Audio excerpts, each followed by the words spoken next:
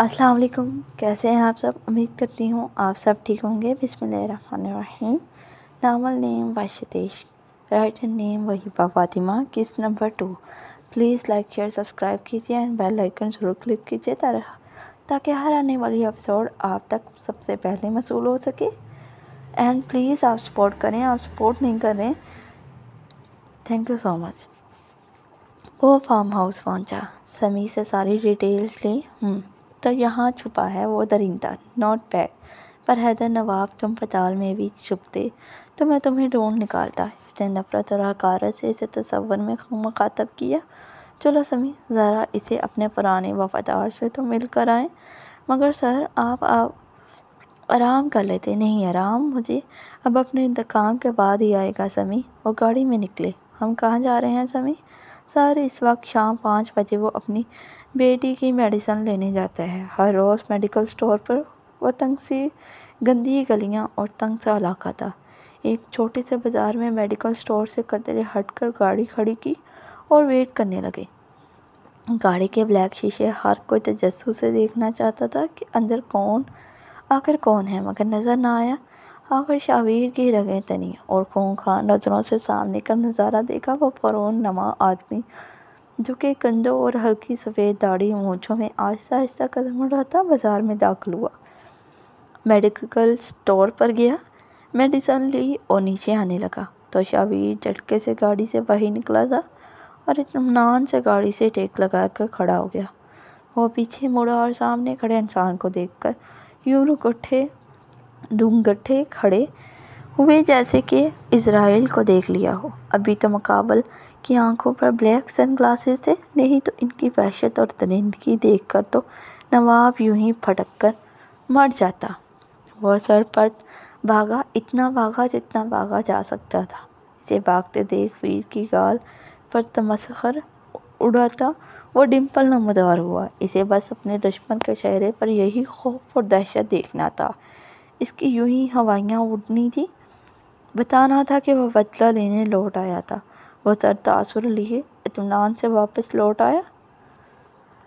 وہ افتاء خیز گھر میں داخل ہوا تھا۔ اندر داخل ہو کر کنڈی لگائی، یوں جیسے پیچھے موت تحقق میں آ رہی ہے۔ شکر ہے اس وقت فوزیہ بیگم گھر پر نہیں تھی۔ وہ دوڑ کر اس کے کمرے میں گیا۔ پریہ، وہ لوٹ آیا۔ وہ شاویر سلطان آ گیا بدلہ لینے۔ وہ کیا کروں، کہاں چھپاؤں تم لوگوں کو؟ وہ لپک کر اس کے قریب آئے اور اس کی گود میں سر رکھ کر پھوٹ پھوٹ کر رونے لگے۔ وہ جو لاغر اور بیمار سا وجود ویل چیئر پر بیٹھا تھا، اس کی بھی آنکھیں صدمے سے پھیل گئیں۔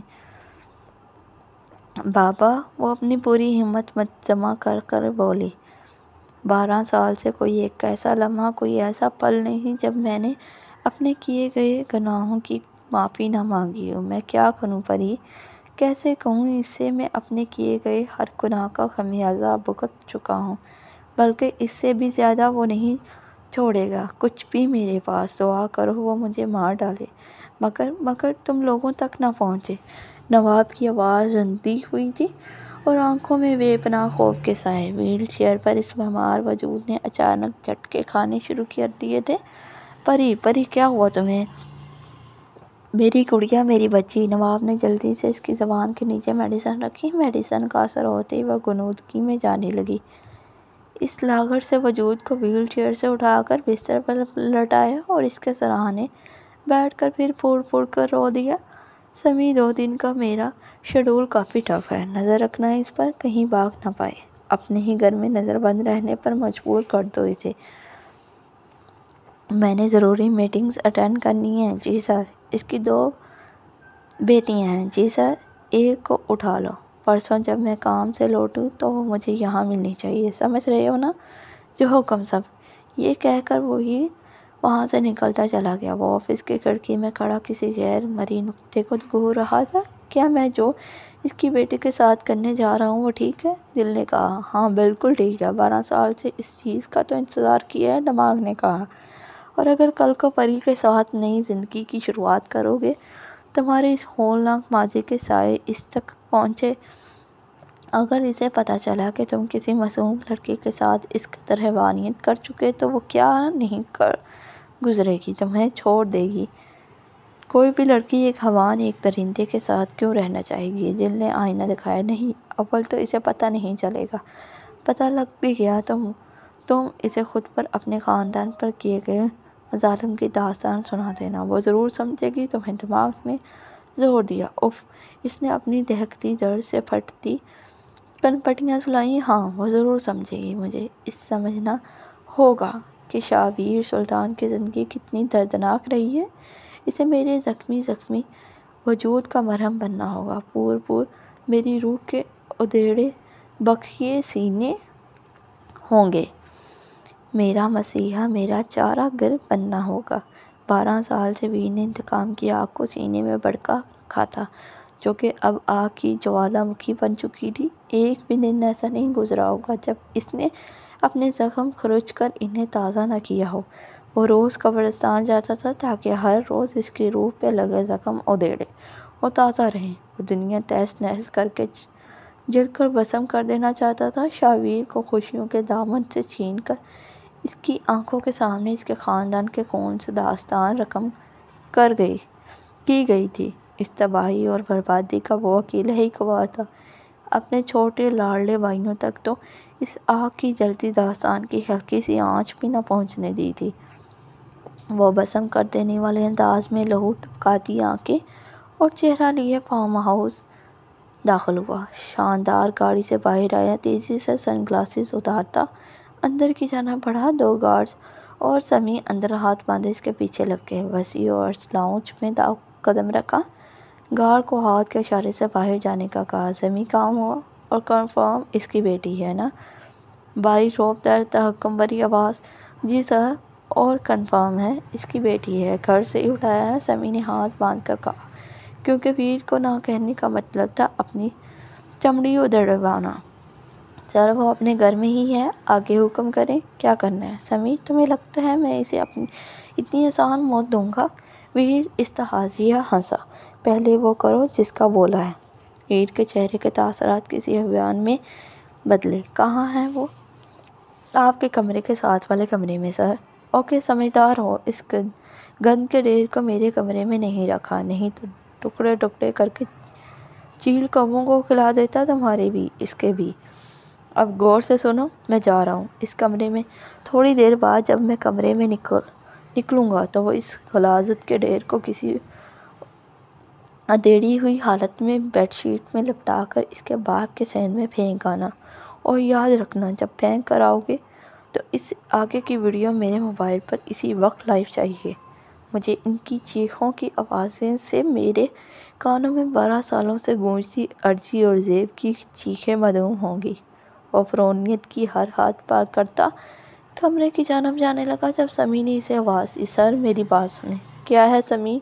Get lost, mind your own business, اور مجھے اپنا کام کرنے دو۔ اس کی وحشی آنکھوں سے لہو ٹپکنے کو تھا۔ Sir please get lost. وہ شعلہ بند تنفن کرتا اس کمرے کی جانب بڑھا، دھاڑ سے دروازہ کھول کر لاک کیا۔ کمرے میں ملگجا سا اندھیرا تھا۔ وہ جو چھوٹا سا نازک وجود زمین پر بیٹھا تھا، جی جان سے لرز کر اپنے آپ میں سمٹا، ہاتھ پیچھے کی طرف اور پاؤں رسیوں سے بندھے گئے تھے۔ وہ بری طرح سے سکتی پیچھے کی جانب گھسکی۔ کون ہے؟ کیوں لائے ہو مجھے یہاں؟ چھوڑ دو مجھے خدا کے لیے پلیز، وہ گڑگڑائی۔ میں آگ ہوں جو آج تمہیں جلا کر خاک کر دوں گا، تمہیں تمہارے باپ کا کیا بھگتنا ہے۔ آج ساری رات نفرت سے بھرپور سرسراتا لہجہ، وہ اس انجان شیطان کے ارادے جان کر پھوٹ پھوٹ کر روئی تھی۔ ویر نے مڑ کر لائٹ آن کی اور اس لڑکی کی جانب بڑھا۔ ویر کے قدموں کے نیچے سے زمین کھسکی تھی اور آسمان سر پر ٹوٹا تھا۔ وہ مجھکا سامنے بیٹھے وجود کو پیشانی سے گھور رہا تھا، جیسے یقین کرنا چاہتا تھا کہ جو اس کی آنکھیں دیکھ رہی ہیں کیا وہ سچ ہے۔ بالکل سامنے بندھی ہوئی، دوپٹے کے بغیر، بکھرے بال اور دگرگوں حالت میں کوئی اور نہیں، وہ پریہ تھی، اس کی پری، پریہ سید۔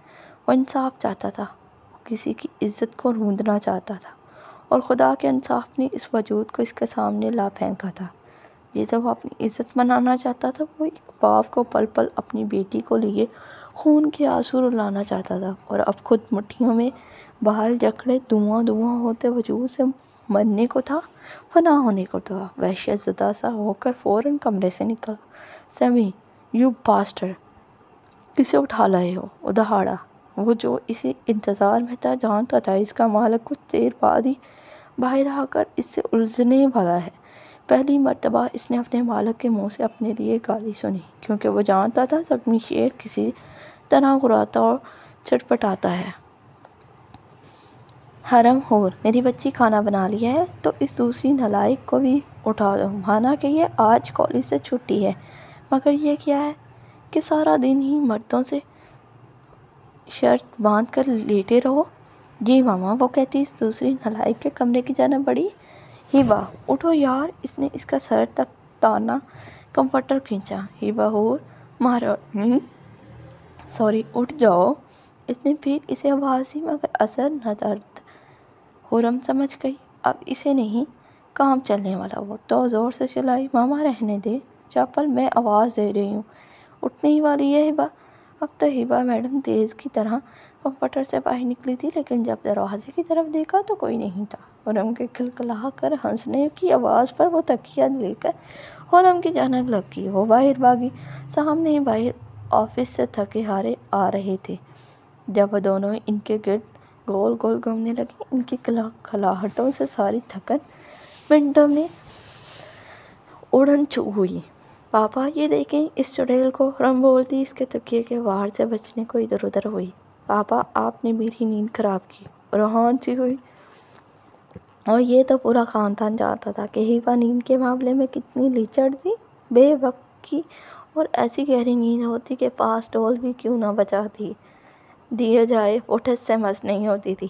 پاپا، مجھے ماما نے کہا تھا، ماما کی چمچی، اور تم پاپا کی۔ حرم نے حساب برابر کیا۔ بابر ہنس دیے اور اپنی دونوں کانچ کی آنکھوں والی ڈولز کے گرد بازو مائل کیے۔ اوکے، جھگڑا ختم کرو، مغرب کا وقت ہے۔ ڈنر کے بعد میں اپنی ڈولز کو آئس کریم کھلانے لے کر جاؤں گا۔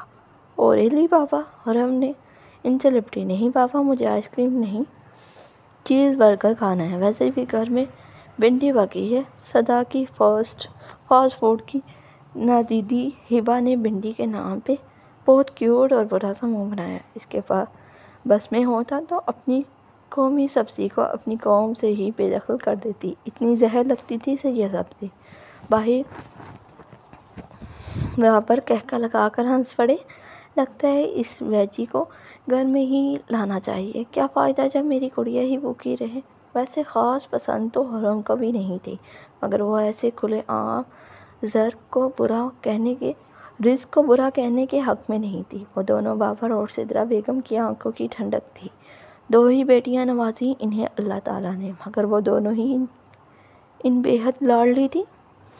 بابر پڑھے لکھے تھے اور ایک ملٹی نیشنل کمپنی میں جاب کرتے تھے۔ اسلام آباد کی ہاؤسنگ سوسائٹی میں چھوٹا سا 2 پورشن کا گھر تھا۔ حرم کمپیوٹر سائنس کے 3rd سیمسٹر میں تھی اور ہیبا FSC میں۔ حرم بے حد خوبصورت دودھیا رنگت، نازک سراپا، بے حد لمبے گھنے خوبصورت بال، سادہ اور سنجیدہ مزاج۔ ہیبا بھی بے حد نازک گداز، شوق اور شرارتی، سرخ اور سفید رنگت، لمبے گھنے سیاہ بال، دونوں بہنوں کی اپنے پاپا کی طرح کانچ آنکھیں۔ جو بھی کلر پہنتی لگتا کہ اس کلر کی آنکھیں ہیں، مگر آج تک ان پر کسی نامحرم کی نظر نہیں پڑی تھی۔ وہ پردہ کرتی تھی اپنی مرضی سے، مکمل لباس، سکارف اور حجاب کے ساتھ نقاب، صرف آنکھیں نظر آتی تھی۔ باہر نکل کر ان آنکھوں میں بھی ایسے سرد اور سخت تاثرات ہوتے کہ یونی میں بھی کبھی کسی کی جرأت نہ ہوئی ان کے پاس پٹکنے کی۔ وہ سمی کے سامنے دھواں چہرہ لیے کھڑا تھا۔ سمی کون ہے یہ؟ وہ دہاڑا۔ سر، یہ پلوشہ حیدر نواب ہے۔ سمی نے اطمینان سے ہاتھ باندھے جواب دیا۔ وٹ؟ مگر یہ تو پریہ حافظ سید۔ سر، ہم سے بھول ہوئی۔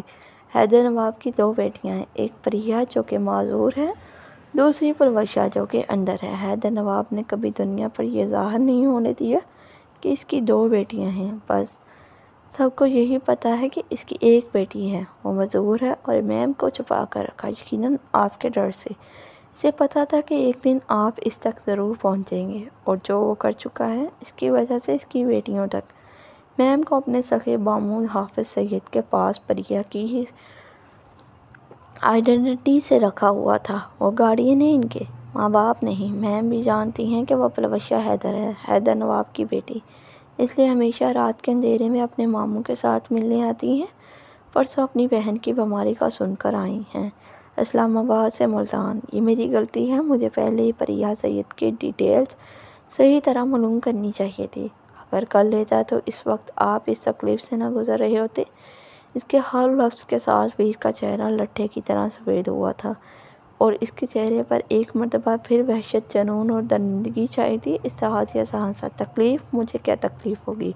کوئی تکلیف نہیں مجھے، سمجھے؟ اندر بس حیدر نواب کی بیٹی ہے اور مجھے اس سے کوئی فرق نہیں پڑتا، اور وہ پریہ ہو یا پلوشہ۔ جاؤ وین تیار کرواؤ۔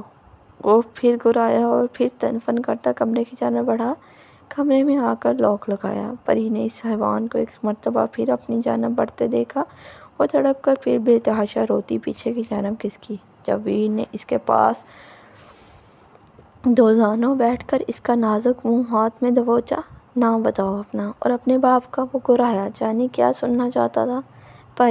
پریہ نام ہے ماما میرا اور حافظ سید۔ جھوٹ مت بولو، اصلی نام بتاؤ۔ اور میں نے تمہارے گارڈین کا نہیں، باپ کا نام پوچھا ہے، وہ چلایا۔ اس کے ہاتھ کی انگلیاں بری طرح اس کی گالوں میں فویس ہو رہی تھیں۔ پری تکلیف سے بری طرح تڑپی۔ بڑی بڑی براؤن آنکھوں میں حیرت اور صدمہ بھی تھا کہ وہ کون ہے اور یہ سب کیسے جانتا ہے، مگر اب سچ بولنے کے علاوہ کوئی چارہ نہیں تھا۔ پلوشہ نام ہے اور بابا حیدر نواب۔ بس یہی وہ لمحہ تھا جب ویر کا غصہ سوا نیزے پر پہنچ جاتا۔ ویر نے اس کا جبڑا چھوڑ کر گردن دبوچی۔ شاید اس سے جان بوجھ کر پوچھا تھا تاکہ اس کے منہ سے حیدر نواب ادا ہو اور وہ انتقام کے علاوہ سب کچھ بھول جائے، اور ایسا ہی ہوا تھا۔ اس نے ایک ہاتھ اس کی کمر میں ڈال کر کسی گڑیا کی طرح اٹھایا اور بیڈ پر پھینکا اور شرٹ کے بٹن کھولنے لگا۔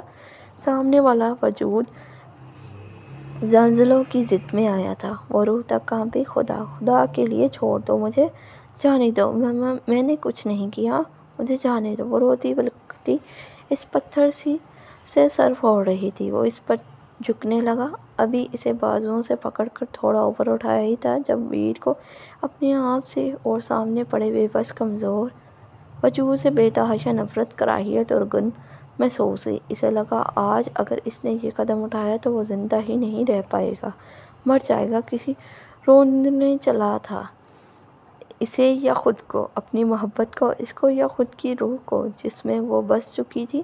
محض 2 مرتبہ کی دیکھنے پر اس کی روم روم میں بس چکی تھی۔ اس نے چٹپٹا کر پھر اس سے تکیے پر پڑکا۔ وہ پھوٹ پھوٹ کر رو دی اور شرٹ اٹھا کر دھاڑ سے دروازہ کھولتا باہر آیا۔ وہ چاہ کر بھی اتنا نیچے نہیں گر سکا جتنا گرنا چاہتا تھا۔ سمیع وہ شیر کی طرح دھاڑا۔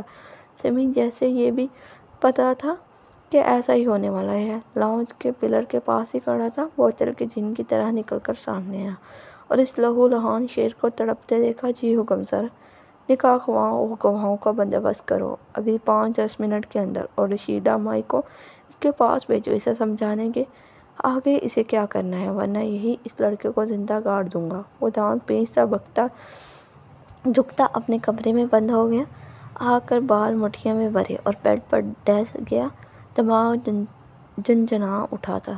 ٹھیک ہے نواب، یہ بھی ٹھیک ہے، تم نے مجھے سے زیب کو چھینا، میں تم سے پری چھین لوں گا، اور وہ صرف میری ہے، صرف اور صرف شاہ ویر سلطان کی۔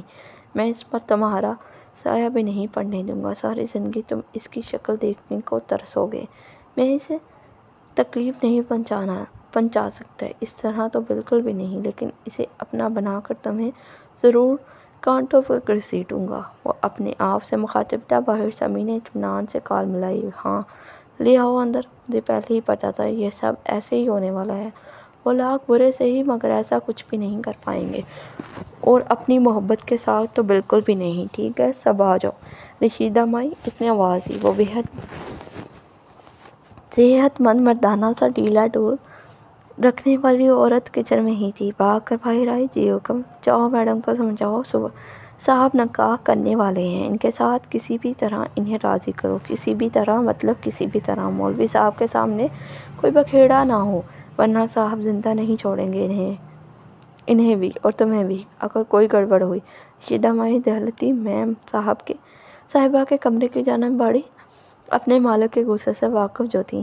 وہ کمرے میں داخل ہوئی تو وہ نڈال سی تکیے کی ایک جانب سر ڈلکائے رونے میں مصروف تھی۔ آہٹ پر پھر سہم کر مچل کر اٹھی، سامنے کھڑی عورت کو دیکھ کر پھر خوفزدہ ہوئی، کیونکہ یہی تو تھی اسے یہاں لانے والی۔ رات تقریباً 8 بجے کا وقت تھا۔ دونوں بابا پریہ کو لے کر ہسپتال گئے تھے۔ وہ بہت بیمار تھی، اس کا دماغ کے کچھ ٹیشوز بے جان تھے، اس کی وجہ سے اس کا نچلا دھڑ پیرالائزڈ تھا۔ وہ اس کی ماں فوزیہ بیگم گھر میں اکیلی تھی۔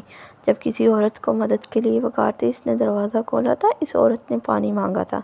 پری کچن کی طرف گئی تھی، اس کے ساتھ ایک اور عورت تھی۔ جب اچانک ان پر قیامت ٹوٹی تھی۔ وہ پانی لے کر باہر آئی تو حیرت سے پھٹی آنکھوں سے اپنی ماں کو بے ہوش وجود دیکھا۔ وہ چیختی چلاتی اس سے پہلے اس کے منہ پر بھی تیزی سے مار رکھا گیا تھا، اور پھر وہ بے حس خاموشی سے آئی تھی، رات کے اندھیرے میں چادر میں لپٹے ایک نازک سی وجود کو کندھے پر گرائے۔ اسی خاموشی سے گھر سے نکل کر باہر سے لاک لگایا اور وہاں سے نکلتی چلی گئی۔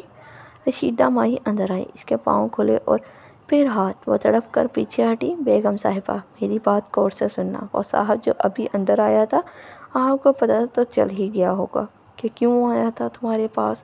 اب سنو، وہ چاہتا تو آپ سے یوں ہی تعلق بنا سکتا تھا، مگر وہ آپ سے نکاح کرنا چاہتا ہے۔ پری نے جھٹکے اور صدمے سے اس بے حس عورت کو دیکھا، جو ایک عورت ہو کر اس سے ایسی باتیں کر رہی تھی۔ ابھی کچھ دیر میں آپ کا نکاح صاحب سے ہوگا۔ اگر آپ نے کوئی گڑبڑ تو میں تو مروں گی، تمہارا خاندان بھی مرے گا، اور بعد میں تمہیں اس سے کوئی بھی بچا نہیں پائے گا۔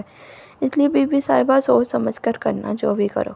وہ اس پر قیامت ڈھاتی بڑی لاپرواہی سے اسے چادر اوڑھنے لگی۔ اتنے میں ہی دروازہ پر دستک ہوئی۔ رشیدہ نے پوچھا، میم کو پردہ کروا کر لاؤنج میں لے آؤ، مولوی صاحب آ گئے ہیں۔ سمیع نے پری کے سر پر بم پھوڑا۔ خدا کے لیے مجھے جانے دو، میں نے کچھ نہیں کیا۔ ایسے کیسے میں اپنے گھر والوں کے بغیر کسی سے شادی کر لوں؟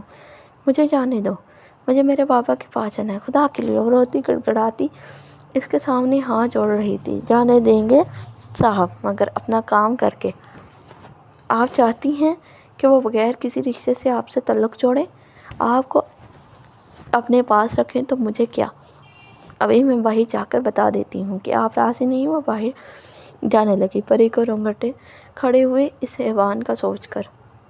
رک جاؤ ماما، میں چلتی ہوں۔ اس نے پردہ کیا، چہرہ نقاب سے چھپایا۔ باہر لاؤنج میں مولوی صاحب، 3-4 اور لوگ اور سمیع موجود تھے۔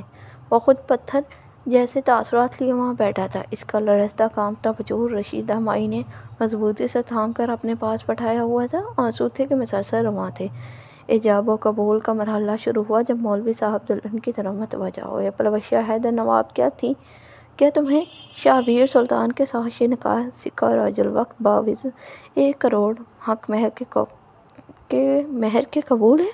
وہ خاموش سے مسلسل آنسو بہا رہی تھی۔ جب شاہبیر نے لال انگارہ آنکھیں اٹھا کر خونخوار نظروں سے پہلے سے پھر رشیدہ مائی کو گھورا، رشیدہ نے جو اسے کمر سے تھاما ہوا تھا، ذرا سا اس کی نازک کمر پر دباؤ بڑھا کر اسے اپنے صاحب کی طرف متوجہ کرنا چاہا۔ پری نے بھی نظر اٹھائی تھی، اور سامنے بیٹھے شخص کی نظروں کی وحشت دیکھ کر ہی ریڑھ کی ہڈی میں سنسناہٹ ہوئی تھی۔ اس نے خوف سے لرزتے دوبارہ نظر جھکائی۔ مولوی نے دوبارہ پوچھا، جی قبول ہے؟ لرزتی کانپتی آواز میں اس نے اس وحشی انسان کو زندگی بھر کے لیے قبول کیا۔ ادمری حالت میں اپنے موت کے پروانے پر 3 دستخط کر دیے۔ شاہبیر نے بھی اسی حالت میں ایجاب و قبول کر کے سائن کیے۔ کچھ ہی دیر بعد وہ مبارکباد دیتے سب مولوی سمیت وہاں سے جا چکے تھے۔ وہ اسی دل دہلا دینے والے تاثرات لیے بیٹھا تیزی سے پاؤں جلا رہا تھا۔ پاس ہی وہ نازک سی گٹھڑی بنی بیٹھی بس روئے جا رہی تھی۔ آخر سمیع ہی بولا، جاؤ رشیدہ مائی، بیٹھی منہ کیا دیکھ رہی ہو؟ بیگم صاحبہ کو کمرے میں چھوڑ آؤ۔ ویر کچھ بھی نہ بولا۔ رشیدہ مائی بڑبڑا کر اپنی بیگم صاحبہ کی مریل سے وجود کو تھام کر اٹھی اور ویر کے کمرے کے ساتھ والے کمرے میں لے جانے لگی۔ رشیدہ مائی، تمہارا دماغ خراب ہے؟ اب بیگم صاحبہ کا وہی کمرہ ہے جو صاحب کا ہے۔ پیچھے سے سمیع اطمینان سے ویر کے سامنے رشیدہ کو ڈپٹتے بولا۔ ویر ابھی بھی لاپرواہ اور لاتعلق سا بیٹھا رہا، جبکہ ولوشہ کا دل کیا ابھی کے ابھی اس کمرے میں نہیں، جہنم میں پہنچے سے پہلے کہیں بھاگ جائے۔ اس کے قدم وہیں جم گئے۔ رشیدہ تقریباً گھسیٹتے اسے ویر کے کمرے میں لائی اور بیڈ پر بٹھا دیا اور فوراً چلی گئی۔ رات کے 1 بج چکے تھے اور وہ بڑے شوق سے دوبارہ رونے کا شروع فرمانے لگی۔ اس کے باپ نے ہمیشہ کسی اندیکھی طاقت سے اسے چھپانے کے لیے خود سے دور رکھا۔ وہ لاکھ چٹپٹائی تلملائی، مگر اس کے بابا نے اس کا ایک نہ سنی اور اسے اسلام آباد بھیج دیا۔ مگر بیچارے کی سب احتیاطیں، سب سکھمی شاید یہی ہے، دوہری کی دوہری رہ گئی تھی، کیونکہ اب وہ پری ہمیشہ کے لیے جن کے زندان میں قید کر دی گئی تھی۔ باہر ویر اٹھا تھا اور گاڑی کی چابی اٹھا کر باہر جانے لگا، جب سمیع نے پھر پکارا، سر، اگر انہوں نے کڈنیپنگ کی FIR کٹوائی تو بھاڑ میں جائیں سب، مجھے پرواہ نہیں، بس DGI کو ایک کال کر دینا کہ یہ FIR یہاں کے کسی بھی تھانے میں نہیں کٹنی چاہیے۔ وہ کہتا باہر نکل گیا۔ شامیر اور ثانیہ کی بے تکلفی بڑھتی ہی جا رہی تھی۔ اپنے ماں باپ کی اکلوتی اولاد تھی اور خود کو محبت کی آگ کے شعلوں والی عراق کی مسافر بن چکی تھی۔ دل و جان سے شامیر سے محبت کرنے والی تھی اور اس بات کا بارہا اقرار بھی کر چکی تھی، مگر شامیر نے ہمیشہ ہنس کر ٹال دیا اور واضح کہا کہ وہ اس سے صرف دوست سمجھتا ہے۔ اس کے دل میں ثانیہ کے لیے کوئی جذبات نہیں۔ آج بھی وہ مری والے فارم ہاؤس میں موجود تھے اور فرینڈ بھی تھے۔ پارٹی زوروں پر تھی۔ حلال حرام میں فرق بلائے وہ سب بگڑی اولادیں ایک دوسرے میں مگن تھے۔ حرام مشروب کھلے عام سرو کیا جا رہا تھا۔ زیادہ پینے کی وجہ سے شامیر کا سر جھنجھنا اٹھا تھا، مگر اس میں اتنی ول پاور ہوتی تھی کہ اتنے نشے کے باوجود نہ اس کی زبان لڑکھڑاتی تھی نہ قدم۔ سب سے معذرت کی، guys, I am not feeling well, so آج کی یہ پارٹی یہیں پر فنش۔ میں کچھ دیر ریسٹ کرنا چاہتا ہوں۔ سب باری باری سے مل کر جانے لگے، مگر ثانیہ وہیں بیٹھی تھی۔ می نے اپنے وفادار آدمی عزیز کو اشارہ کیا۔ وہ قریب آیا۔ یہ میڈم کو پرسنلی طور پر اپنی گاڑی میں ان کے گھر چھوڑ کر آؤ، میں کمرے میں جا رہا ہوں اور مجھے کوئی ڈسٹرب نہ کرے۔ وہ یہ کہہ کر اپنے کمرے میں چلا گیا۔ چلیں میڈم، عزیز نے کہا۔ نہیں، مجھے کہیں نہیں جانا، میں ادھر ہی ہوں، تم جاؤ۔ وہ پتہ نہیں کیا چاہتی تھی۔ عزیز نے عجیب سی نظروں سے اسے دیکھا اور باہر چلا گیا۔ وہ دل کے ہاتھوں مجبور شامیر کے کمرے کی طرف بڑھی۔ نامحرم کی محبت ذلیل کرتے ہی رسوا کرتی آزمائش ہوتی ہے، یہ سوچے سمجھے بغیر وہ اس کے کمرے میں داخل ہوئی۔ وہ شرٹ لیس بیڈ پر اوندا لیٹا تھا، آہٹ پر جھنجھلایا، Aziz, what's the hell, I said don't disturb, کہتے اس نے پیچھے مڑ کر دیکھا۔ الفاظ منہ میں ہی رہ گئے اور ثانیہ کو دیکھ کر حیران ہوا۔ ثانی، گئی نہیں تم ابھی؟ نہیں میر، میں نہیں گئی، میں ہمیشہ تمہارے پاس رہنا چاہتی ہوں۔ وہ کہتی اس کے پاس آئی۔ تنہائی بھرپور نشہ اور اس تنہائی میں ان کے اوپر حاوی ہوتا تیسرا شیطان۔ شامیر نے اس کو ہاتھ سے کھینچ کر اپنے اوپر گرایا۔ وہ کٹی ڈال کی طرح اس کے کشادہ کسرتی سینے پر گری اور سب بال بکھر گئے۔ کتنے پاس رہنا چاہتی ہو ڈارلنگ؟ میر نے اس کے چہرے سے بال پیچھے ہٹاتے پوچھا۔ جتنے پاس تم کہو گے شاہ۔ وہ بھی محبت کے آندھی بہکی۔ تو پھر ادھر آؤ، یہ کہتے اس نے کروٹ لی اور اس پر جھکتا چلا گیا۔ وہ کھانے کی ٹیبل پر چیئر سے ٹیک لگائے آنکھیں موندے بیٹھا تھا۔ نمرا نے اس کے سامنے کھانا رکھا اور اس کے بال بکھیرے۔ پلیز اکاپی، مجھے یہ آپ کی حرکت سب سے زیادہ زہر لگتی ہے، وہ منہ بنا کر بولا، اور مجھے اپنے شہزادے کا یوں منہ لٹکانا زہر لگتا ہے۔ تم صرف ہنستے اچھے لگتے ہو اور اس خوبصورت ڈمپل کی نمائش کرتے۔ ذرا دیکھنا مجھے کہیں کھو تو نہیں گیا۔ نمرا نے اسے چھیڑا اور اس کی گال پر ڈمپل کی جگہ انگلی رکھی۔ پلیز اکاپی، میرا موڈ نہیں، please don't tease me, please Shahzar, نکل آؤ اس فیس سے باہر۔ کوئی بات نہیں یار، ایسا تو ہوتا رہتا ہے، کیوں اتنا ہرٹ ہو رہے ہو؟ بعد میں جانے دو اسے، اپنی لائف نئے سرے سے سٹارٹ کرو۔ ابھی تمہاری عمر ہی کیا ہے یار، اور اب میں تمہاری زندگی کا یہ فیصلہ خود کروں گی اور تم بالکل نہیں بولو گے۔ نمرا نے انگلی اٹھا کر وارننگ دی۔ اوکے فائن، مجھے کچھ وقت چاہیے، اس کے بعد میں آپ کو بتا دوں گا، آپ فیصلہ کر لینا، مجھے قبول ہوگا، پتہ نہیں بھائی۔ اور تانی نمرہ کے 16 سالہ بیٹی آپ کو کیسے جھیلتے ہیں؟ وہ سخت جھنجھلایا۔ Okay done. وہ مطمئن ہوئی اور آخری بات پر قہقہہ لگا کر ہنس پڑی۔ دونوں بہن بھائی کھانا کھانے میں مصروف ہو گئے۔